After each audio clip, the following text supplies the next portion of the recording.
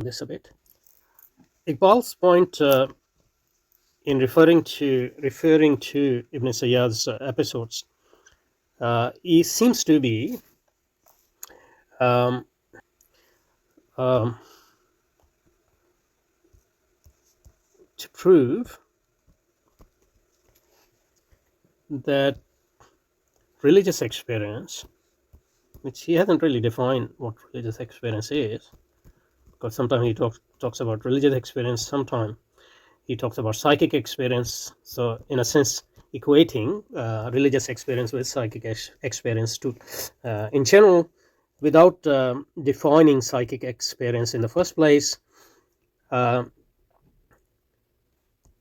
um, but what Allama Iqbal's intention here seems to be to prove that our ordinary sense perception and the way we deal with our ordinary sense perception and the way we treat it as a normal and natural experience to access our day-to-day facts of our surroundings. In the similar way, religious experience is as natural, as normal, as sense perception to deal with other aspects of reality. The reality which seems to be, psychic reality or something similar.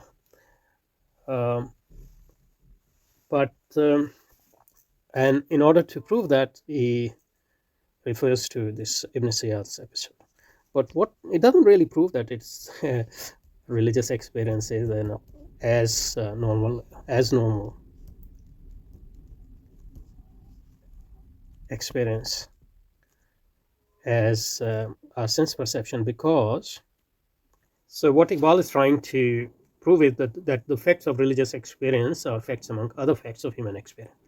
So religious experience is a human experience, like other human experience, in the capacity of yielding knowledge. So it's not just an experience, but it also yields knowledge, albeit knowledge of another aspects of reality, non-perceptual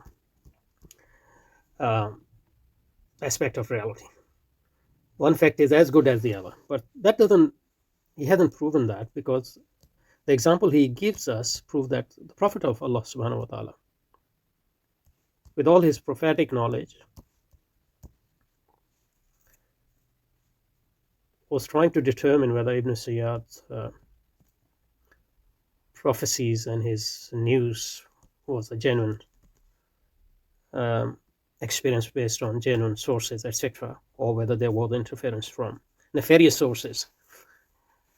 And he was using it as he was using his prophetic knowledge to determine that. And some of that knowledge is preserved in the Quran and the Sunnah. But the very fact that the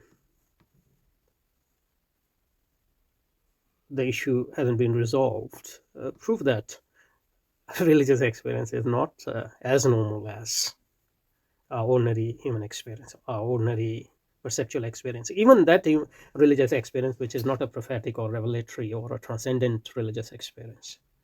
So it actually doesn't prove what Allama Iqbal is trying to prove here.